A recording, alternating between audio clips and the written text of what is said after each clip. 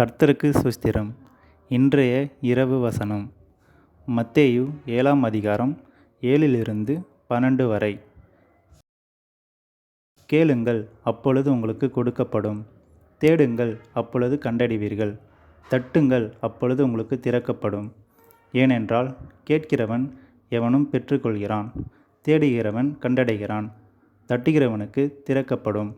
உங்களில் எந்த மனுஷனாலும் தன்னிடத்தில் அப்பத்தை கேட்கிற தன் மகனுக்கு கல்லை கொடுப்பானா? மீனை கேட்டால் அவனுக்கு பாம்பை கொடுப்பானா?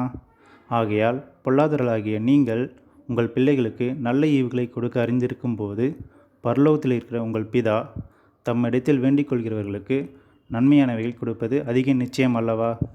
ஆதலால் மனுஷர் உங்களுக்கு எவைகளை செய்ய விரும்புகிறீர்களோ அவைகளை நீங்களும் அவர்களுக்கு செய்யுங்கள். இதுவே நியாயப்பிரமாணமும் தீர்க்க தரிசனங்களுமாம். கர்த்தர் உங்களை ஆசீர்வதிப்பாராக.